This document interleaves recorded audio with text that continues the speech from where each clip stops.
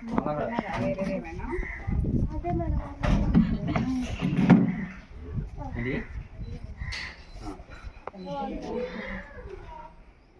మిమ్మల్ని ఇప్పుడు స్పర్శ అనే క్యాంపెయిన్ గురించి మిమ్మల్ని ఇక్కడికి రమ్మన్నాం అనమాట. అది ఏంటంటే కుష్టి వ్యాధి గురించి అవగాహన పెంచడానికి.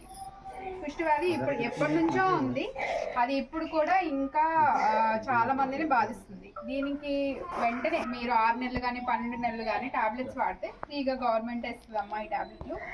ఇవి వాడితే మీరు దీని నుంచి విముక్తి పొందొచ్చు. ఇంకా దాన్ని ఇంకా అది ఫర్దర్ ఇంకా అది ముందుకు వెళ్ళి దాన్ని అంగవైకల్యాన్ని ఏమీ కలిగించకుండా మీరు టాబ్లెట్స్ వాడితే మీకు అది కంప్లీట్గా నయమైపోద్ది అనమాట. ఈ ముందుగా ఈ అవగాహనలో మీరు తెలుసుకోవాల్సింది ఏంటి అంటే, ఇది మామూలుగా స్పర్శ లేని మచ్చల్లాగా మీకు కనిపిస్తుంది. తెల్లగా కానీ ఎర్రగా కానీ ఉంటాయి. కొంతమందికి ఏంటంటే చిన్న వాపులాగా గడ్డలాగా కనిపిస్తూ ఉంటుంది చేతుల దగ్గర కాళ్ళ దగ్గర. మీకు చేతుల నుంచి ఏమైనా పడిపోతున్నా, కాళ్ళకి చెప్పులు జారిపోతున్నా సరే ఇవన్నీ కూడా మీకు తెలియకుండా ఉంటాయి అన్నమాట.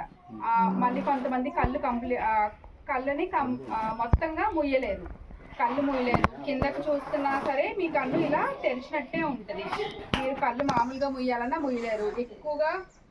ఇంకా మీ కళ్ళు కూడా ఈ కనురెప్పలు ఇవి ఊడిపోతూ ఉంటాయి.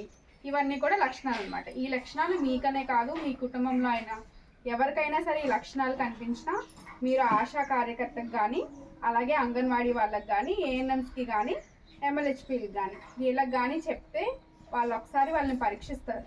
పరీక్షించి దానికి తగ్గ మందుల్ని గవర్నమెంట్ ఇస్తుంది, అవి మీరు వాడితే సరిపోద్ది. ఇవి లక్షణాలు. ఈ లక్షణాలు ఇంకెవరికైనా మీకు తెలిసిన వాళ్ళకి కూడా ఉంటే చెప్పండి.